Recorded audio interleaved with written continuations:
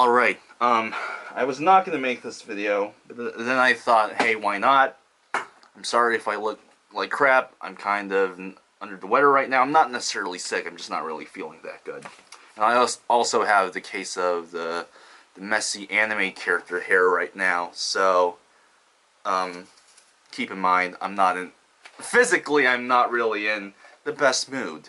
But I want to talk about something that I never really talked about on this channel, and that's my love for cartoons and animation in general. Now growing up, cartoons were everything for me. Anime, American cartoons, everything. Like, I watched all the weird and dark stuff, like Courage the Cowardly Dog and Billy and Mandy. I loved all the random humorous stuff, like SpongeBob, and Invader Zim. And of course, I loved like classic anime shows like Cowboy Bebop and Detective Conan, and you know, like the Full Metal Alchemist.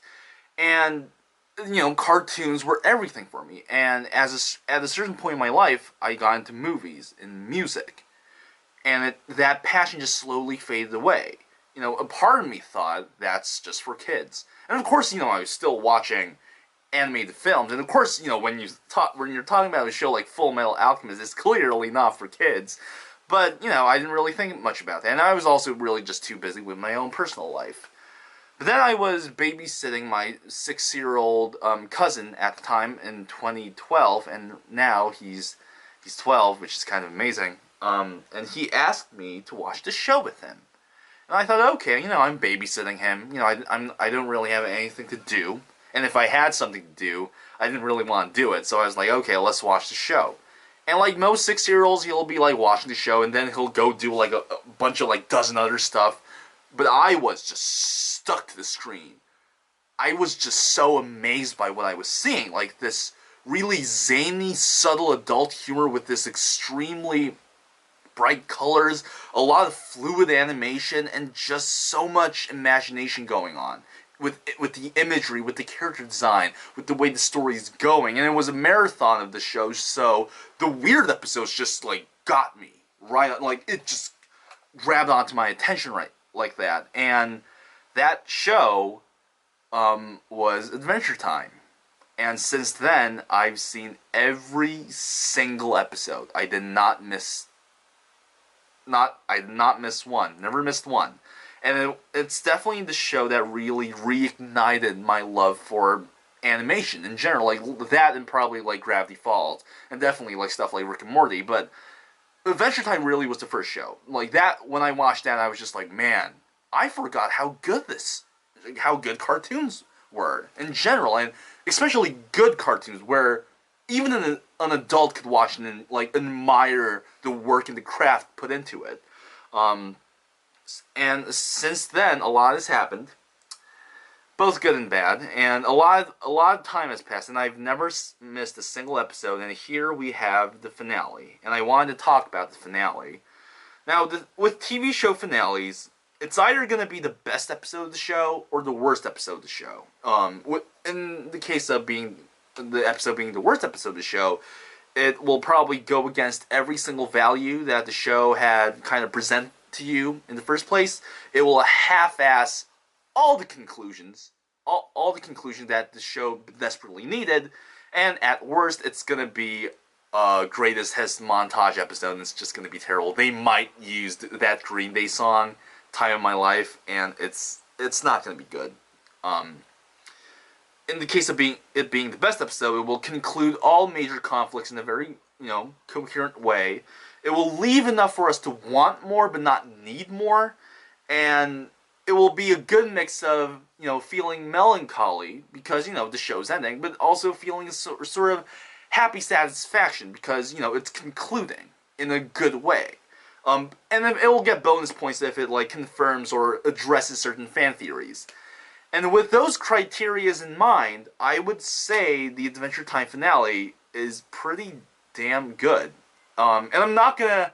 Here's the thing, if you haven't seen the show, and if you've seen the show, but if you stopped until, like, the 5th season because the show was getting just a bit too weird and a bit too deep and a bit too convoluted, don't watch this video. There are plenty of other videos where they're going to explain everything to you, and this is not going to be one, because I did not have enough time. I'm not sure if I remember every single thing about the show. I just remember all the major points. And explain the basic premise of the show is not going to do you any favors. Like, okay, like there's a boy named Finn. There's a dog named Jake. They're quote-unquote brothers. And they fight quote-unquote bad guys in the land of Ooo, where there's candy people, and hot dog people, and slime people, and all sorts of people. And that is not going to be enough for the finale. So if you haven't seen the show, please stop watching it here. I'm just going to talk about the finale. So it starts off on a very dreary note. Like, at first you see these two characters, Shermie and Beth, and clearly they're like reincarnations of the main two characters. But the colors are dark. Even though those two characters are doing like fun and zany stuff, the colors are darker. The and clearly like centuries have passed. So like the background is very barren.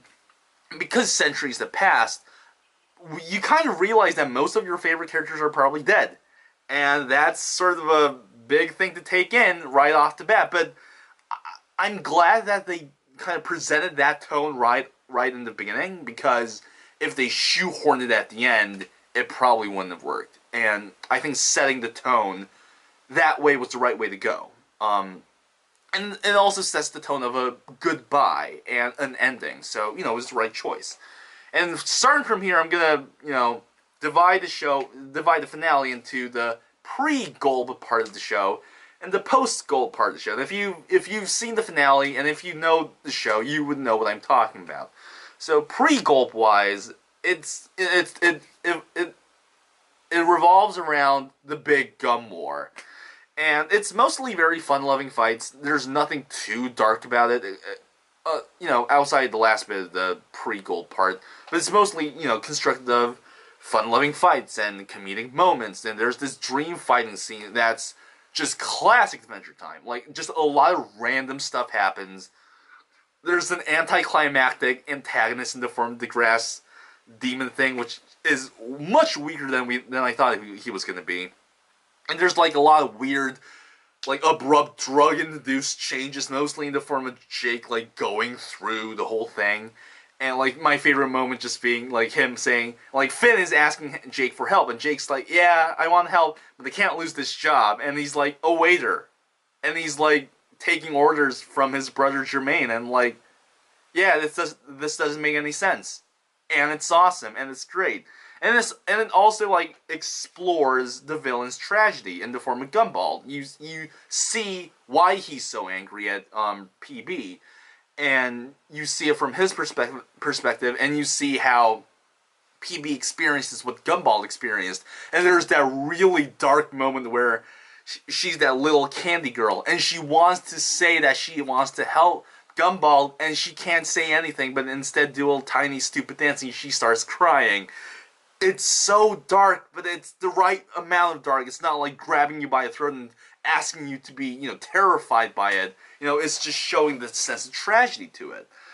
And, then you have like your usual Adventure Time affair, like Lumpy Space Princess saying all kinds of stupid stuff, Lemongrab is screaming. It's great. It's mostly very classic stuff, but to be perfectly honest, when the previous episode kind of built up the whole gum war, and when most of the trailers, most of the previews for this finale sort of like focused on the gum war and not the Gulp part, because I didn't really know that Gulp was going to be a big thing here. When I heard that the gum war was going to be the main thing for the finale, I was kind of disappointed. I was really worried because, quite frankly, ending the show on the gum war is probably like the worst choice they could have made, because Gumball, he's not that interesting of a character, and those characters that PB created, they're not that interesting. And to end the show with them as being the main conflict of the finale, that would have been it would have been too much of a punch in the face for people who were really invested in other main conflicts that weren't solved yet. So I'm glad that it was not the end of the show. So because the first half of the finale is like 45 minutes long. The first 22 minutes, the Gum War ends. Nobody dies. It's just like, okay, we're gonna solve this by being friends and all that jazz. And then we get to the post goal part, and then the show totally goes PG-13 on our asses. And I love the fact that the show decides to bring in this antagonist in the form of an apocalyptic demon, by using the main dramatic conflict, the main dramatic element of the show as a MacGuffin. And of course, that is Simon's arc and Simon and Betty's relationship at that moment of the show. Mostly Simon, though. Simon seems to have been the main sort of figure that kind of pushed the show forward, went into the deeper and more serious area. All the great episodes had to do something with Simon, or at least something with Finn, those two characters mainly. And it makes sense that the threat, Golb, the apocalyptic demon, comes in the form of a threat, in the form of destruction, and in the form of a resolution. And I think that's a really good way of using your apocalyptic demons that looks like a giant baby. And I like the fact that Golb is a genuine threat. Like, a genuine threat. Easily the biggest threat they had, more so than the Lich. Like, even the Lich himself said he is, like, the first, like, heir, the first scholar of Golb. So, like, Golb himself being there is, like, the big boss, big boss atmosphere.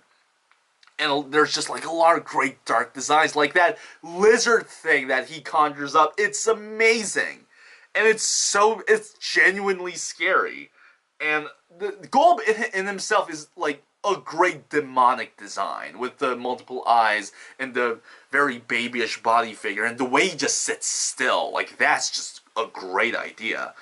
And there's just enough comedy for it to not go totally off the rails into a darker area of the show. Like, Jake mostly being the comedic figure in the episode, but even Jake kind of gets to the point where he sort of feels this genuine sense of loss when the lizard monster destroys the treehouse. And I think that's really the great moment where the show decides to really show this really heartwarming side of the entire show. Here's that one character who always kind of gave you the laughs. Jake has always been the one character that was like, you know what, this moment is totally dark, but I'm still going to say something stupid and silly and funny for the audience, for myself.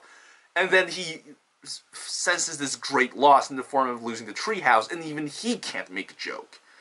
And then that's where the solution starts to come.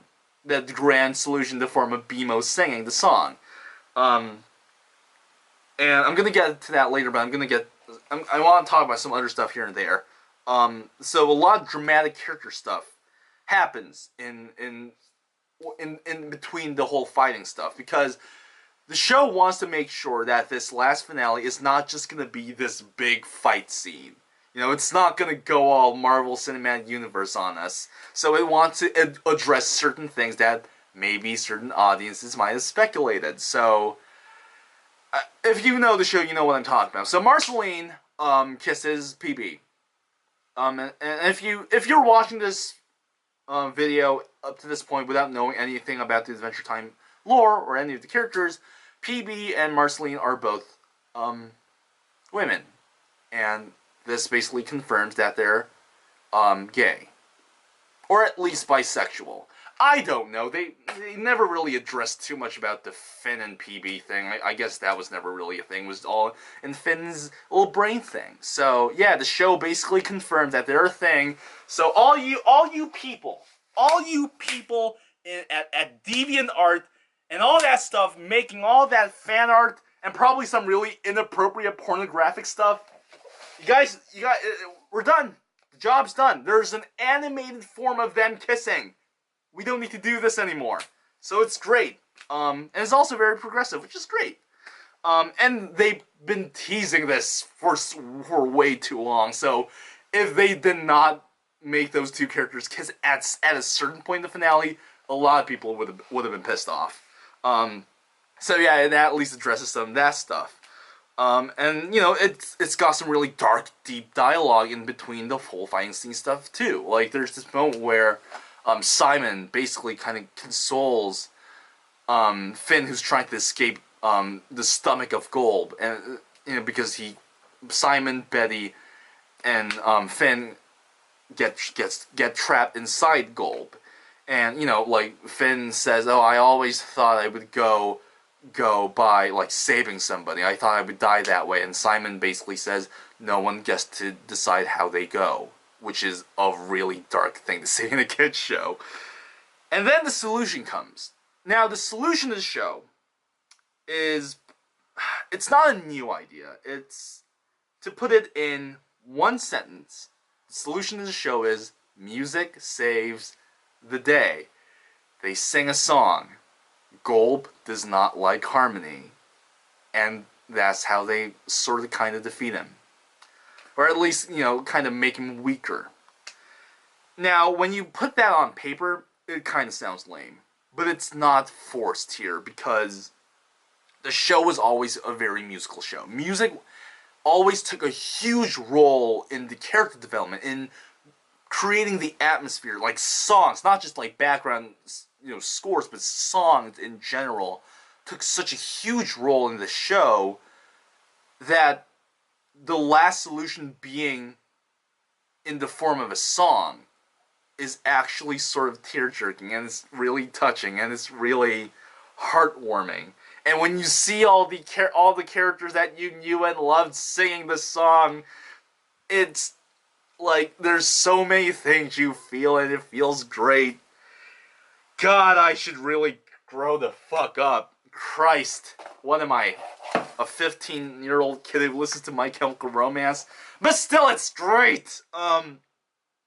And it makes sense. So it makes sense that music is the great weapon of the show. And like, I almost cried because it was kind of this, because the whole show was getting, the finale was getting so dark and disturbing and really, you know, apocalyptic, and then there's this moment of clarity and purpose in the form of a song. And the song is also really good. I might actually buy that soundtrack, that LP that they're selling. That's going to be like released in October or whatever. And this show, I'm not going to get too much into the details, but this show ends Betty's arc. It ends Simon's conflict. It solves a lot. It solves Simon's conflict, which was always the main conflict that was never fully solved. And it's done in a very tragic but romantic way. It doesn't sugarcoat anything. It's one of them, a certain character sacrifices herself to save Simon, and I don't know, there's something very realistic about it. As realistic as the show could get, you know. And it's so tragic, but it's romantic, and it's both extremely tragic and also extremely romantic. It's extremely tragic because the character dies in a way, but it's also extremely romantic because basically she turns into an apocalyptic demon god in order to save Simon. And if somebody loved me, I could definitely say that the strongest form of expression of love that they could possibly do is to turn themselves into an apocalyptic demon god. So it makes sense here. And, you know, you get this epilogue, you get this funny epilogue where you see a bunch of people that came in the previous episodes. My personal favorite being Jiggler, one of the Jiggler babies, that, you know, he's now a businessman, and it's great. So yeah, it's so sad that the show's ended, but the finale it's so thematically tight that is kind of insane. The way they kind of intertwine the reason for Golb being there, and how they solve the main resolution, and how defeating Golb is like all defeating Golb kind of equals, you know, resolving Simon's arc and Simon's conflict. Like, they made everything come together. When a certain thing happens, it happens for multiple purposes. Oh, it's just written so well in the song. And the great fight scene, it's so good. It ended on a great note. If they this is probably the best way they could have done it. There's no gimmick. There's not like going back to the first episode kind of stuff. You know, they just ended, and they're like, you know what? They lived after the show. After the finale, a lot of other stuff probably happened, but we're not gonna do it because this is probably the best place to end. This is the highlight. This is a great episode. More stuff happened, you know, but life's like that, and it's so sad that the show's ended. I feel kind of depressed, but I love the finale. I guess that's what I'm trying to say. Yeah. I'm really hungry right now. I'm probably gonna have an ice cream sandwich or whatever. Bye.